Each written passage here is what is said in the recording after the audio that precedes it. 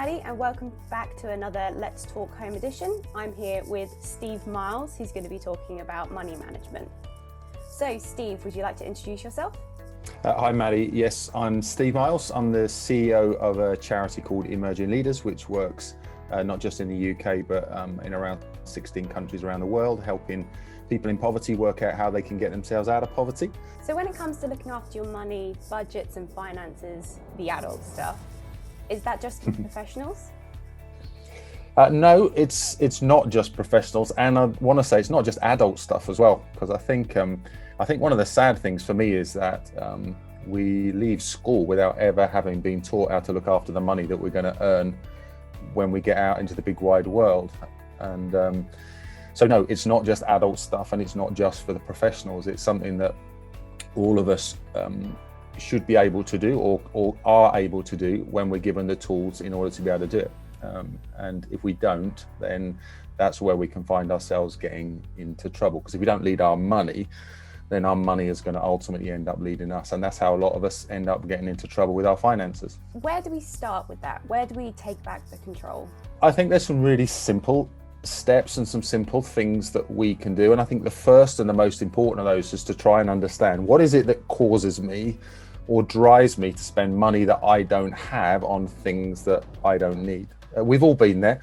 I'm sure you walk into the supermarket and you're actually gone in there just to buy 2 litres of milk, and you walk out with a chocolate bar, 3 loaves of bread, a crate of Coke, because there's all of these offers on, and suddenly we've spent more money than we wanted to. Or we've gone out for a coffee and we've walked past that window and that shirt, there's a new shirt or a new pair of shoes, and it's like the shop or that pair of shoes is kind of urging us to come in. They're kind of going, come on, just come and have a look, come and have a taste, just come and have a sniff or whatever it might be. And so we find ourselves stepping into a shop, before we know it, we've walked out with something that we never intended to.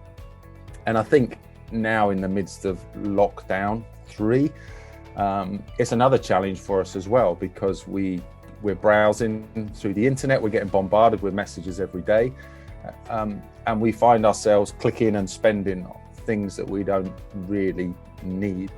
And I think trying to understand what it is that causes us or drives us to do that is really important. And I think the key thing for us to understand when that urge comes, and it's often a subtle urge, but it's a very compelling urge. Maybe you've had a bad day, you've been working, doing some online learning, been hard work, another Zoom call, and you're kind of like, you're feeling a bit fed up or a bit low, and there's something in this little voice whispers in your ear, and it kind of says, go on, you deserve it. Go on, treat yourself. And so you then, before you know it, you kind of, oh yeah, I do deserve it. It's been a tough day. And you say, I'll feel better if I spend money on this. And the truth is we do, for a little bit, but that doesn't last. And that's the things that can end us getting in trouble. And so when we hear that voice, one of the key things is just to simply learn to ask ourselves, is this a want or is it a need? Is it something that I want or is it something that I need?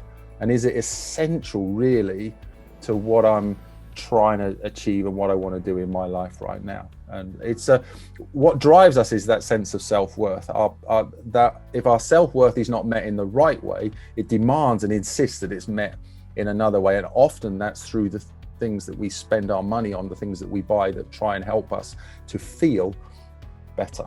And it's our feelings that drive us to spend money that we don't have on things that we don't need. And so that little pause and to ask ourselves, is this a want or is it a need, can actually help us to step back and go, no, I don't need this. I want it, yes, but I don't need it. And so then if we can then learn how to strengthen ourselves and learn to be better at saying no, then we're going to find ourselves better leading our money. That takes a certain level of determination, resolve. Is there any way to strengthen that? Yeah, I think there is. This is something we've been working on with people in different parts of the world with different challenges around their own finances. And I think one of the key things for us is learning to find out what is my why am I saving? Why would I want to say no to this?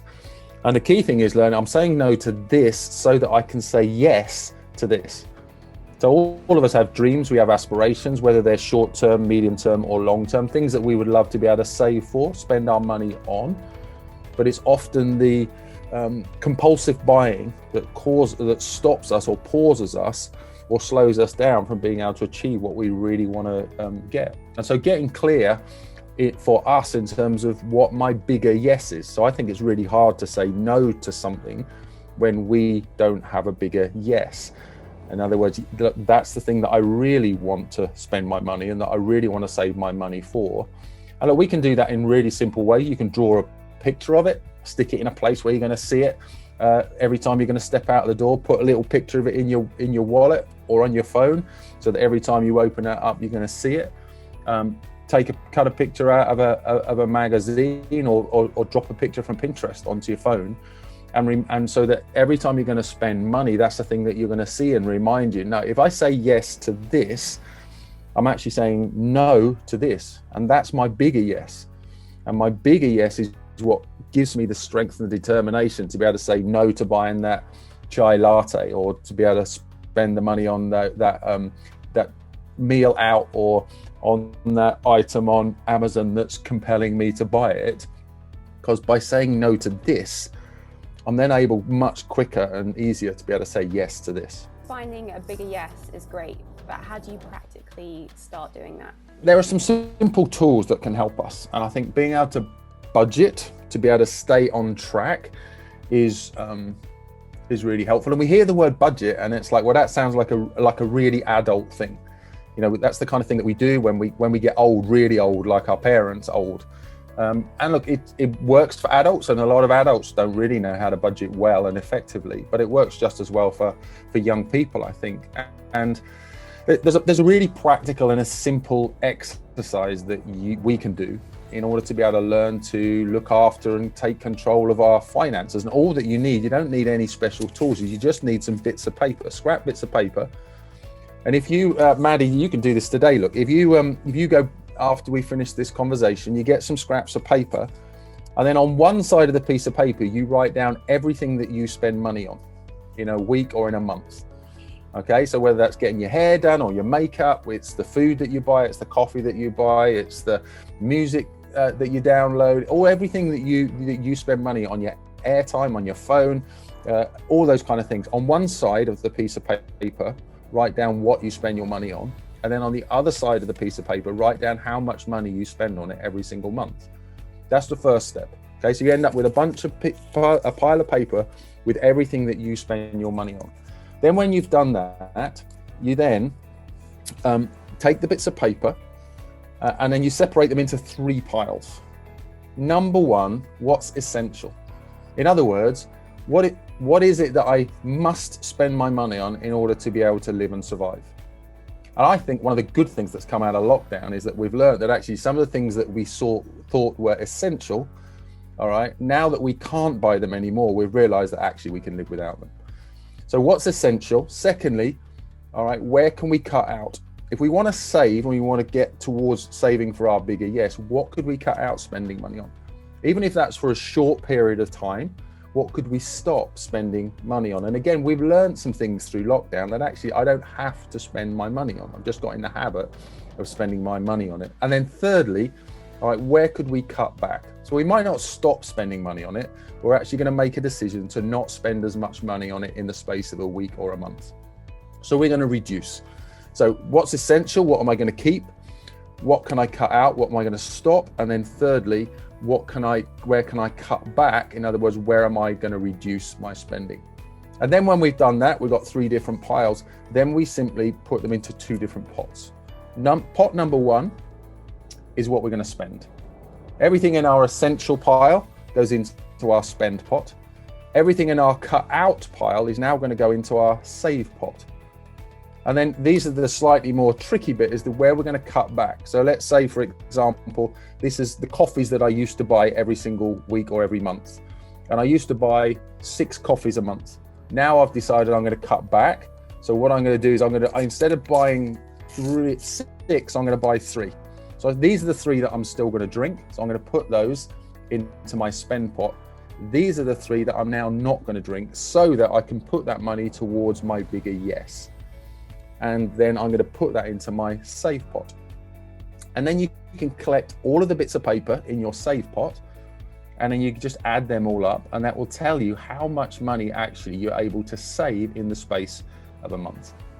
And then you get to make some choices where you want to spend it. Is it going to be on your bigger yes?